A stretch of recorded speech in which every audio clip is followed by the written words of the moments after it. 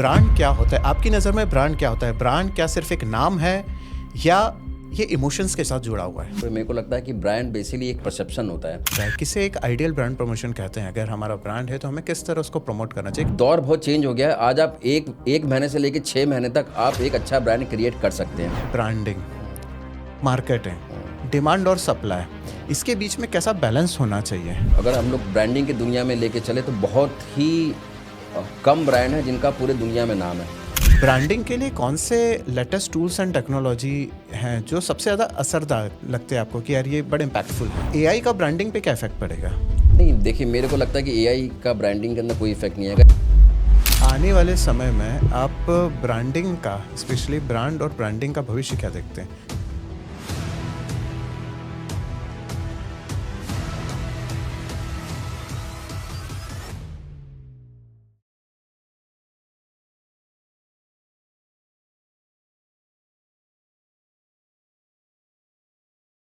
एक मशहूर brand consultant ने कहा है, जो दिखता है वही बिकता है।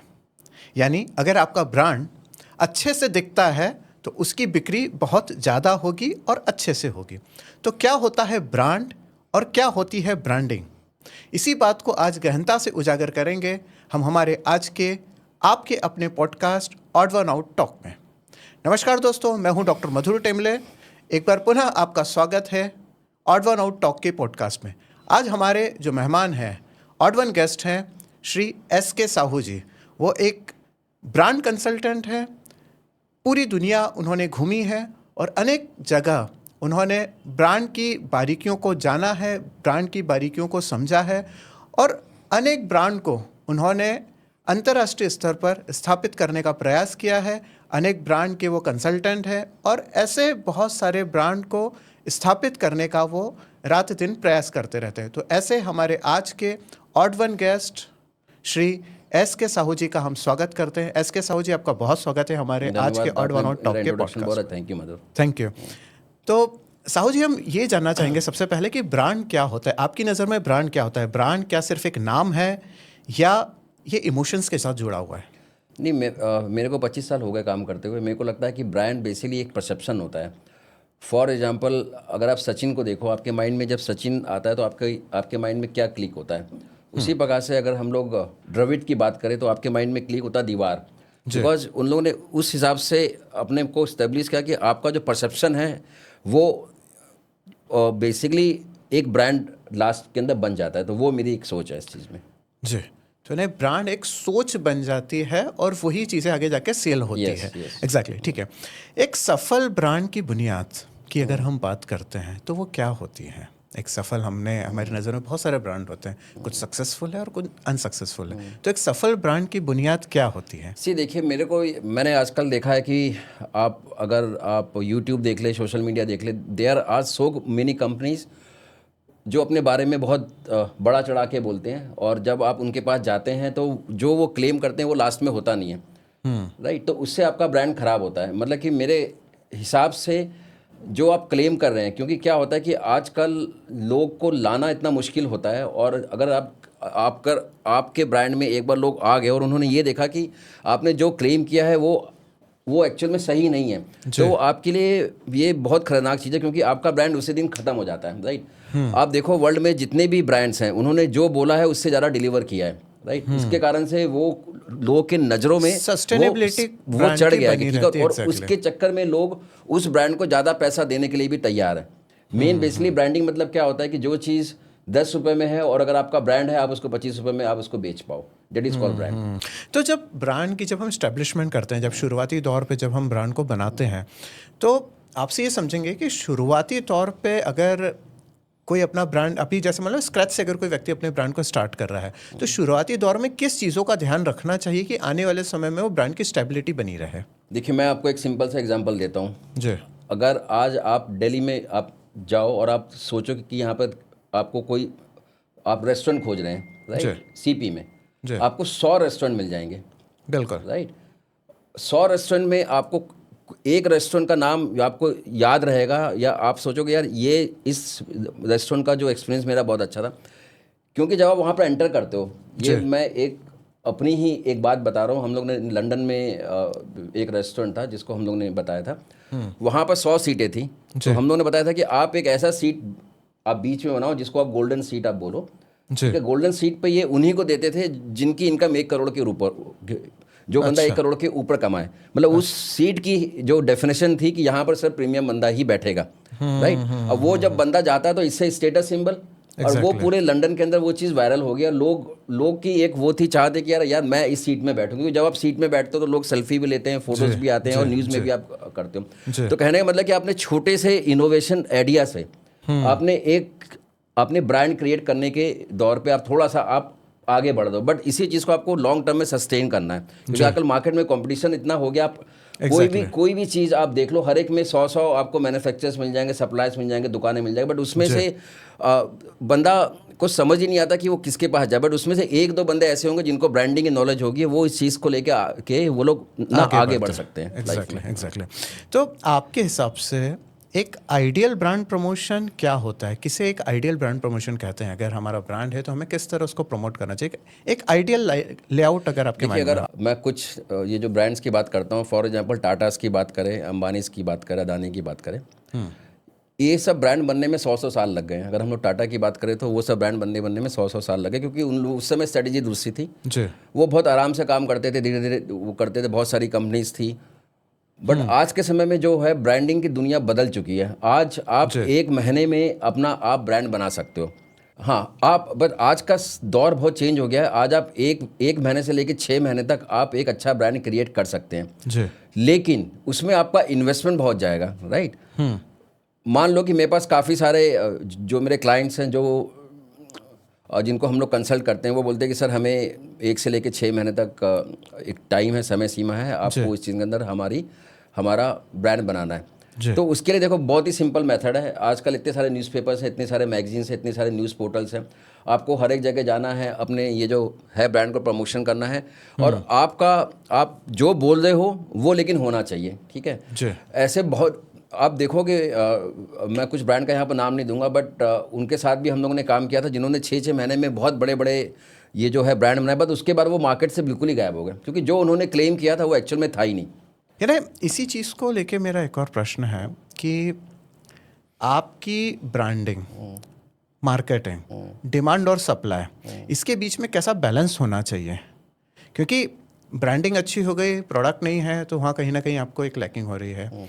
आपके पास प्रोडक्ट है, उसकी ब्रांडिंग नहीं हो रही, तो वो कहीं ना कहीं एक लैकिंग है। तो इन सब चीज़ों का एक आइडियल बैलेंस किस तरह होना चाहिए? देखिए, अगर हम लोग भारत देश की चले तो अभी भी तो यहाँ पर लोगों को बिल्कुल भी नॉलेज नहीं है बेसिकली, क्योंकि ब्रांडिंग में आपको पहले तो स्टार्टिंग में पैसा खर्च करना पड़ता है जी। राइट। मैंने आपको क्या बोला था कि भारत देश में अभी भी जो रेस है वो रोटी कपड़ा मकान के लिए है, ठीक है। तो उसके बाद ही उनका वो चीज़ वहाँ पर माइंडसेट जाता है, राइट जी। तो हिंदुस्तान में अगर आप देखोगे, अगर हम लोग ब्रांडिंग की दुनिया में लेके चले तो बहुत ही कम ब्रांड है जिनका पूरे दुनिया में नाम है, right, as compared to US. आज पूरे वर्ल्ड में जितनी भी कंपनीज है टॉप 50 वो यूएस के ही है, और यूएस की ही कंपनीज, क्योंकि वो लोग इनोवेशन के अंदर बहुत बिलीव करते हैं, राइट। अगर आज का हम लोग एग्जांपल लेके चले तो मार्केट के अंदर चैट जीपीटी आ गया है, एआई आ गया है, राइट। ये इनोवेशन जो हुआ है वो यूएस से हुआ है, बट ये होना चाहिए इंडिया से, राइट, बिकॉज जो इंडिया जो है आईटी सेक्टर का सबसे बड़ा एक्सपोर्टर है यूएस में, राइट। एग्जैक्टली। और वो जो कंपनी जो वहाँ पर बनी है, उन कंपनीज के अंदर जितने भी लोगों ने इसको बनाया है, मैक्सिमम आर इंडियंस, राइट।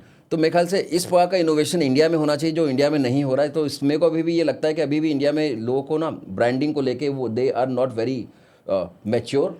वो अभी भी नहीं है, अवेयरनेस की थोड़ा सा कमी है, और अभी भी मतलब भीड़ चाल में, प्लस वो स्टार्टिंग में बहुत ज़्यादा पैसा खर्च नहीं करना चाहते। उनको लगता है कि रातों रात कोई जादू होगा और उनका मतलब ब्रांड बन जाएगा, जबकि ऐसा कभी होता नहीं है। मेहनत करनी पड़ती, कंसिस्टेंसी लगी रहती है। एग्जैक्टली। अब मैं आपसे पूछता हूँ कि बिना ब्रांडिंग के कोई कंपनी, यानी बिना ब्रांडिंग के एग्जैक्टली कंपनी कैसे असफल होती है या सफल होती है? देखिए, मेरा ये मानना है कि अगर आपकी जो है कंपनी की ब्रांडिंग नहीं होगी तो आपकी कंपनी 2 या 3 साल में बंद हो जाएगा। ये मैं आपको लिख के दे रहा हूँ स्टैम्प पेपर में। जी। जितने लोग मेरे को देख रहे हैं, ये इसका मैं आपको सिंपल सा एग्जांपल लेता हूँ, बहुत ही एक ना प्रैक्टिकल एग्जांपल है। दिल्ली में मैंने काफ़ी एड्स देखे हैं जिसमें कि they basically talk about hair treatment, right. कुछ अच्छे अच्छे डॉक्टर्स हैं जिनकी फ़ी 1 से लेकर 1.5 लाख रुपए तक है। ये मैं आज से 7-8 साल पहले की बात बता रहा हूँ। जी। आज मैं देखता हूँ कि वही ट्रीटमेंट जो है, जो मैं फेसबुक के थ्रू या डिफरेंट मीडियम के थ्रू देखता हूँ, कोई बंदा 50,000 में ही बेच रहा है, कोई आप 25,000 में ही बेच रहा है। अब आप सोचो कि जो एक अच्छा डॉक्टर है जिसने स्टार्टिंग में उसको 1.5 लाख में उसको लॉन्च किया था, उसको देख के बाकी लोगों ने कॉपी किया है। और इंडिया में क्या होता है कि ये एक प्राइस सेंसिटिव मार्केट है। उसको ये पता है कि यार 1.5 लाख का चीज़ है, मैं इसको 1 लाख करूँगा। 1 लाख जब वो करता है उसको और लोग कॉपी करते हैं, वो उसको 80,000 करता है, 25,000 करता है, 15,000 करता है। इससे क्या होता है, धीरे धीरे वो सब कंपनीज खत्म हो जाती है, बिकॉज आपके पास मार्जिन नहीं है ना इतना, प्लस वो क्वालिटी नहीं है। क्योंकि मेरे को पता है कि जो हेयर ट्रीटमेंट जो एक्चुअल में होता है उसकी cost is very high, but यहाँ पर लोगों को नहीं पता ये चीज़, क्योंकि यहाँ भी आज भी हिंदुस्तानी मार्केट वो है, वो सस्ते के जुगाड़ में ही रहता है। ये अच्छा, तो एक सबसे बड़ा आपके हिसाब से पेन पॉइंट क्या है? किसी भी ब्रांड का एक पेन पॉइंट क्या है? उसको क्या पेन होता है सबसे ज़्यादा? एक ब्रांड का सबसे बड़ा पेन पॉइंट क्या है? पेन बिहाइंड द पेन, जो आप हर बार अपने कई सारे पॉडकास्ट में भी आपने बात बोली, पेन बिहाइंड द पेन। तो एक ब्रांड का एक पेन बिहाइंड द पेन क्या है? देखिए, एक ब्रांड का सबसे बड़ा जो एक पेन होता है, अभी अभी इस पॉडकास्ट से पहले हम दोनों साथ डिस्कस ही कर रहे थे गाड़ी पे, जी, कि क्या होता है कि इंडिया में मान लो कि मैंने आपको कुछ एग्जांपल दिए थे, मेरे कुछ सर्कल में कुछ दोस्त हैं, they want to start a like online selling company just like this Amazon. हाँ, Amazon.com टाइप का। उन्होंने एक कंपनी भी बनाई, प्रोडक्ट भी लिस्ट किया, और फिर वो मेरे पास आए कि अब आप इसकी ब्रांडिंग करनी। मैंने कहा कि वो आपने जो बेसिक जो आपने कॉन्सेप्ट ही लिया है वो ही कॉन्सेप्ट बेकार है।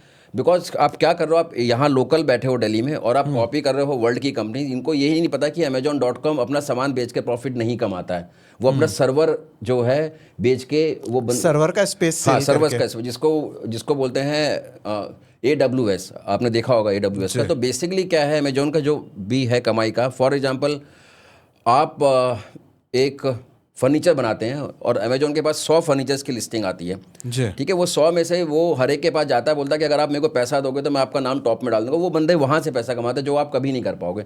तो बेसिकली क्या कहते हैं, एंटरप्रेन्योर जो है यहाँ पर वो लोग कॉपी करते हैं, उसके पास इनोवेशन है नहीं। वही मैं जो आपको ये बोल रहा हूँ, ये उसका सबसे बड़ा पेन पॉइंट है। दूसरी बात क्या होता है, वो जब शाम को जब जाता है घर पे जाता है, वो अपने वाइफ से यही डिस्कस कर रहा होता है कि यार मैंने इतना लोन उठा लिया, मैंने ये कर लिया, स्टाफ को मैं ठीक से मैनेज नहीं कर पा रहा हूँ क्योंकि हमारा कॉन्सेप्ट नहीं चल पा रहा। तो धीरे धीरे वो कंपनीज खत्म ही हो जाती है। एग्जैक्टली। तो इसके लिए आपको प्रॉपर स्ट्रेटजी चाहिए, 5-6 महीने का आप इसके लिए आप हम लोग के पास आइए, या जो भी हमारे टीम है आप उनके साथ बात करिए। हम आपको बताएं कि कौन सा बिजनेस को आपको स्टार्ट करना है, कैसे इसको ब्रांडिंग करना है और कैसे आप मार्केट से अलग हो सकते हैं।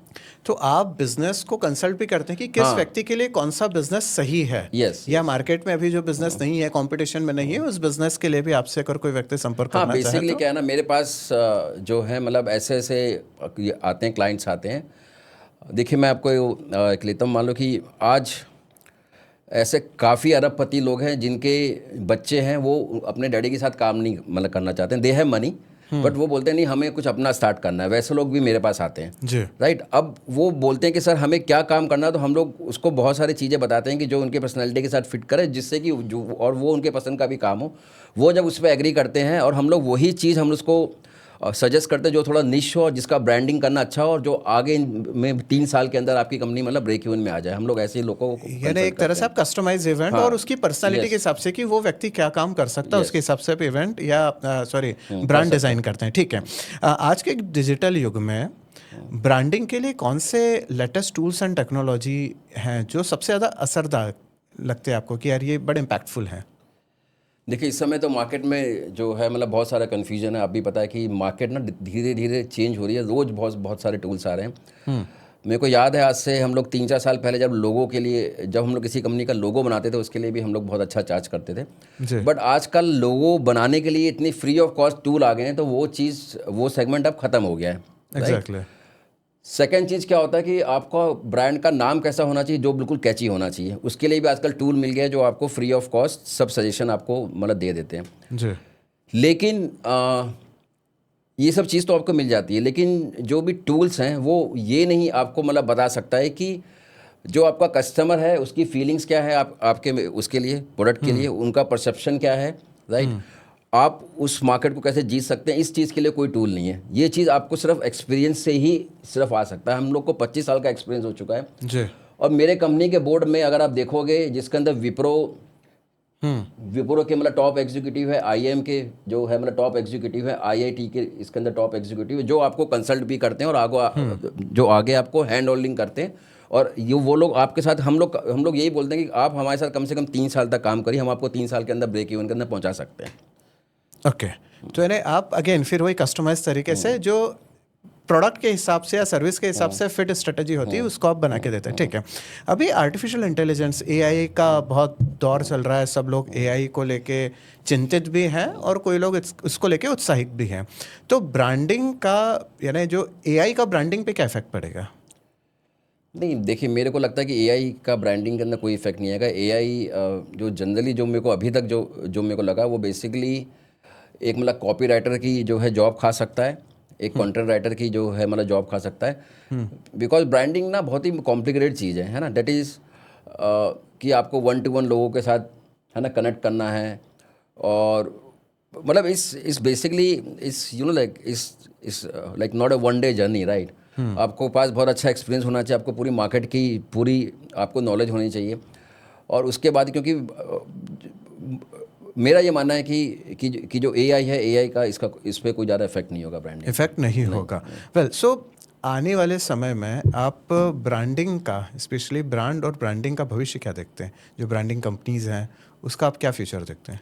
देखिए, अभी अगर आप इंडिया की मतलब वर्ल्ड रैंकिंग देखें, ठीक है, और जिस प्रकार से यूएस ने इंडिया को ट्रीट किया है, जी, राइट, वो चीज़ काफ़ी हिंदुस्तानी को बहुत ख़राब लगा। पर्सनली मुझे भी बहुत ख़राब लगा है, राइट। बट आप एक चीज़ सोचो, यूएस आपको ऐसा क्यों ट्रीट कर रहा है? एक तो यूएस वर्ल्ड का सबसे बड़ा ब्रांड है, जी, उनकी पर कैपिटा बहुत हाई है, because they are rich, right, right. उनके कंट्री में इनोवेशन बहुत होते हैं, जितने भी जो है वर्ल्ड के ब्रांड्स हैं वो सब यूएस के ही पास में है, राइट। जी, वो चीज़ इंडिया के पास नहीं है।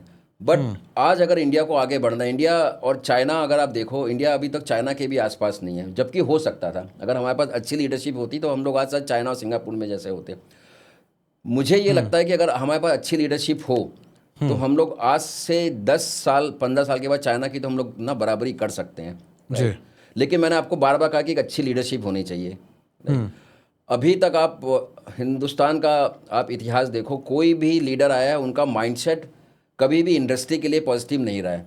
इंडस्ट्री के लिए पॉजिटिव इंडस्ट्री नहीं के लिए रहा, कभी भी पॉजिटिव, अगर आपका माइंडसेट इंडस्ट्री के लिए पॉजिटिव होगा, और अल्टीमेटली लास्ट में सिर्फ पैसा ही काम आता है। आपने यूएस को देख लिया, इन सबको देख लिया जिनकी जीडीपी हाई है, पर इंडिया की जीडीपी अभी तक हाई नहीं। बट मैं होप कर रहा हूँ कि अगर एक अच्छी लीडरशिप आए तो हम लोग 10-15 साल के अंदर बहुत अच्छा काम तो कर अभी करंट लीडरशिप है, आप उससे सेटिस्फाई नहीं है? देखिए, करंट लीडरशिप में as far as industry is concern, उसमें तो मैं अभी सेटिस्फाई नहीं हूँ। मुझे नहीं लगता है कि ये गवर्नमेंट जो है इंडस्ट्री के लिए बहुत अच्छा काम इंडस्ट्री के लिए बहुत अच्छा काम, ये आपका इंडिविजुअल थॉट है। वेल, सो अब मेरा एक दो क्वेश्चन इसको लेके हैं कि आपकी एक बुक भी हमने देखी, एक पब्लिश हुई है जिसका नाम है E=mc², जो आइंस्टाइन के फार्मूले को लेके है, और उसमें आप बात करते हैं time travel formula for the business growth. तो क्या है एग्जैक्टली? देखिए, ये एक सिंपल सा ये है फार्मूला है। क्या होता है कि मान लो आज आपने ऑफिस में काम कर रहे हो, आपने 8 घंटे काम किए, जी, ठीक है। एक दूसरा बंदा है, मान लो आप हो, आपने अपना ऑफिस स्टार्ट किया और आपके पास 100 लोग हैं, जी, तो आपने 8 × 100 800 घंटे काम किए, जी, तो आपका जो टाइम है मेरे से बहुत फास्ट ऊपर गया है।